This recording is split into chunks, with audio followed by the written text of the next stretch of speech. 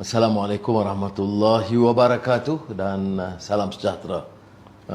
Pertama saya ingin mengulas kenyataan kononnya Menteri Pertahanan Datuk Seri Syamuddin kesal dengan apa yang berlaku.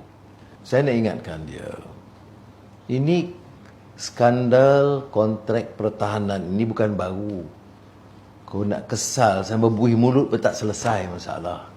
Sebab kalau kita ingat Scorpion dulu, kemudian kapal juga dari Yarrow Shipyard, United Kingdom, terkait dengan MOU di antara Perdana Menteri Mr. Thatcher dengan Tun Mahathir. Dan itu pun banyak masalah. Dan bila perbendaraan keras soal harga yang ditetapkan, campur tangan Menteri Pertahanan pada ketika itu langsung, iaitu Datuk Seri Najib. Harga dapat diturunkan, tapi frigate atau kapal perang itu lambat dari jadual dan bermasalah berpuluh tahun. Kita tak belajar dari pengalaman itu kerana campur tangan orang politik yang tamak haloba yang mencari komisen. Dan saya minta oleh yang demikian, pihak Kementerian Pertahanan bukan saja pihak pengurusan dan pegawai, tetapi juga pihak yang profesional juga harus lebih tegas mempertahankan satu keputusan yang berwibawa dan tidak terlibat dalam salah laku dan rasuah. Kemudian selepas itu berlaku lagi Scorpion. Scorpion dari Perancis itu jadi skandal besar kerana terkait lagi juga pula dengan kes yang dituduh pembunuhan Al-Tantuya. Dan Scorpion ini disebut di Parlimen ada komisen 120-130 euro, ya, 300-400 juta ringgit yang kemudian disalur melalui syarikat Abdul Razak Baginda. Lagi masalahnya, ya. Dan itulah yang menyebabkan pada ketika itu saya war-warkan kisah tentang bila ambil 300 juta, namanya commission. Bila anggota polis biasa ambil RM50, namanya corruption. Ya. Ini dah 10 tahun, tak ada pengajaran. Dan sekarang, lepas itu, MD 530G, 6 helikopter, dipesan tahun 2015 oleh syarikat Halaman Optima, Harisun Hassan. Itu pun rundingan terus kepada Datuk Seri Najib. Ya. 6 helikopter dipesan lewat 43 bulan. Rundingan terus, tak ada tender ni. Kononnya atas nama keselamatan. Jadi guna alasan keselamatan negara untuk merompak ini satu jenayah besar. Dan baru-baru ini heboh soal LCS. Ini kapal tempur. Tapi kita bertempur soal songlap wang, soal salah urus. Belum lagi sampai kapal untuk bertempur ini. Dan yang mengejutkan, ya, ialah pimpinan Menteri Pertahanan, Perdana Menteri ketika itu tidak belajar dari pengalaman ini. Ya. Dia meneruskan semua yang berlaku selama puluhan tahun. Dan malah dalam soal LCS ini, syarikat Perancis yang terlibat dalam Scorpion dulu pun dipanggil lagi. Walaupun seluruh negara dan di Perancis dan di dunia bangkitkan soal rasuah yang melibatkan kes ini. Dan alasan bila kita kritik, alasannya apa yang dikatakan oleh Datuk Seri Syam, ini nak selamatkan 400 vendor, veteran dan Bumiputera. Sapura bila nak selamatkan yang di bawah. Itu saya alasan.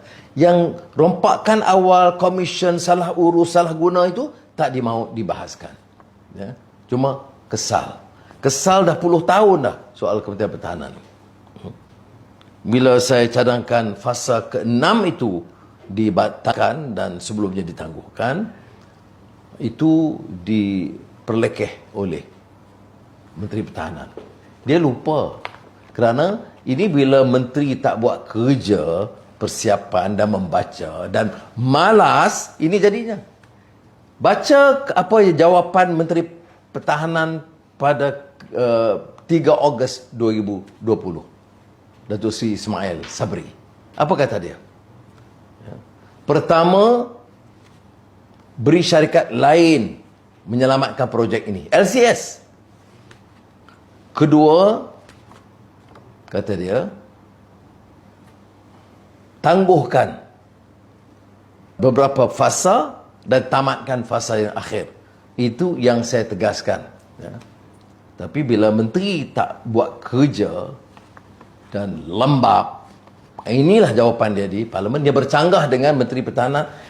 Kerana bila Ismail Sabri, Datuk Seri Ismail Sabri keluarkan kejahatan itu berdasarkan laporan jawatan peringkat tertinggi Kementerian Pertahanan yang menunjukkan masalah-masalah ini. Malah option ketiga yang disebut oleh Perdana Menteri sekarang pada tahun 2020, 3 Ogos, ialah batalkan projek dan minta yang lain ambil alih. Jadi saudara, kita dah berlarutan ini masalah ini. Dan itu pun kerana pada tahun sebelumnya 2019 Sri Amrin Buang, Ketua Audit Negara, menyatakan dalam laporan tentang permasalahan-permasalahan tersebut. Dan sekarang ini kita dikejutkan lagi dengan laporan jawatankuasa kira-kira wang negara, PAC. Kalau menteri buat kerja, dia baca laporan 2019, Ketua Audit Negara, dia baca laporan 2020, dia tahu masalah ini lebih berat daripada apa yang dia cuba selindung daripada masyarakat awam. Bagi saya, kita tak boleh tutup kes ini dengan mudah. Siapa bertanggungjawab? Pertama, mengapa selalu dalam perolehan besar, ini perolehan terbesar dalam negara, dalam Kementerian Pertahanan, 9 bilion ringgit, mengapa tidak ada tender? Dan siapa yang putuskan? Perdana Menteri Datuk Seri Najib ketika itu mesti jawab. Menteri Pertahanan Datuk Seri Zahid Hamidi dan Datuk Seri Syamuddin Hussein On harus menjawab. Dan jangan ada alasan siasatan belum beres. Kerana siasatan harus bermula pada tahun 2019 atau sebelumnya. Siasatan SPRM harus rapi.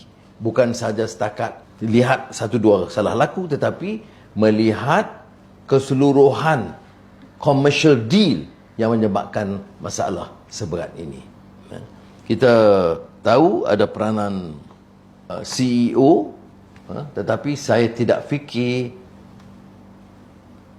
perolehan sebesar ini dilakukan tanpa complicity atau sekongkolnya pengurusan dengan menteri dan Perdana Menteri ketika itu. Inilah nasib rakyat kalau masih diselindung daripada kebenaran. Pencerahan harus diberikan dan saya syukur alhamdulillah ramai di kalangan pimpinan sekarang yang terus membongkar dan jadikan isu perolehan Kementerian Pertahanan isu besar negara.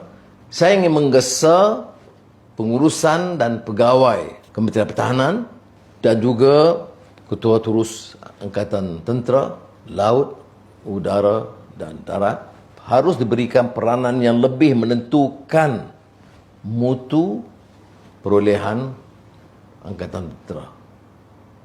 Dan kenyataan Tan Sri Dr. Aziz Jaafar, Tentera Laut Diraja Malaysia, kami lalukan, yang membuktikan bahawa ada concern dari kalangan pimpinan tentera tentang permasalahan yang berlaku, tetapi diketepikan oleh Menteri, Perdana Menteri kerana bagi mereka habuan diri rasuah itu lebih besar daripada kepentingan pertahanan negara. Terima kasih.